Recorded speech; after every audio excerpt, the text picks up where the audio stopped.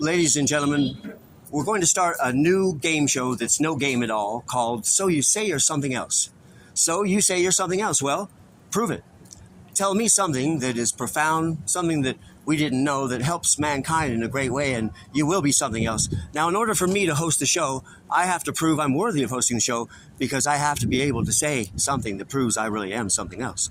So here's the words that prove I deserve to host the show, starting you off with the first contestant. Whoever can say that there's something else and say the words gets to take over the host of the show, and that's the way the show runs in the most exciting game show that's no game at all called So You Say You're Something Else. Here we go. Now, I say I'm something else, and the reason I say I'm something else is because of these words I'm about to tell you. Now, here are the words to prove I spoke with an angel. I'll give you this account, and you be the judge of whether or not what I say is supernatural or not. I was on a light rail train, and someone sat down right next to me who couldn't have been there because I was the last one on. But anyway, sat down next to me and said, "Hey, Patrick." And I said, "Hey, how's it going? How did you know my name?" He said, "Don't worry about that, but answer my question. Do you love life?" And I said, "Yeah, I love life." And he looked me plain in the eye and said, "You're a liar." I said, "What?" He said, "You said you're a Christian, right?" I said, "No, I didn't tell you a Christian, and I didn't tell you my name." But he said, "Don't worry about that, but what did Jesus say about loving life?" And I said, "Well, he who loveth this life in the end will lose it." And he says, "That's right. Now, be honest with me, Patrick. What's the last thing anyone who truly loves life would ever want to do with it?" I said, "Probably lose it." He said, "Okay, so you lied to me once." And then he looked at me and I said, "So I'm going to ask you the question again." And by this time I was dumbfounded.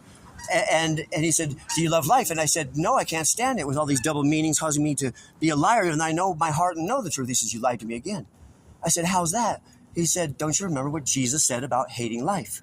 And as I recounted the words of Jesus with horror, I realized I had lied twice to a question there was only two answers to, and I'd answered different both times. And I said, "Yes, I do remember." He said, "He who hateth this life and despiseth the things in this life, in the end will inherit an eternal one." And the angel looked at me, and I knew it was some other being at this point. And he said, "Now be honest with me, Patrick. What's the last thing anyone who cannot wait to breathe their last breath would ever want?" And I said, "An eternal life." He said, "That's right. So I asked you a question twice, and you lied to me twice. You're a born liar, aren't you?" And I turned to everybody else on the light rail. I said, "Did you hear that? This man convinced me I cannot answer that question without lying." And when I turned to look at the man, he was gone. There was nobody there. But the evidence I spoke with an angel is the words. Now that's holy. Those are the words that prove I am something else, and that's why I'm hosting the show. So you say you're something else? Well, prove it. Put something on the air right now and prove you're something else, because those are my words to prove I deserve to host the show. How do you like me now? In the game show, there's no game at all. So you say you're something else, first episode.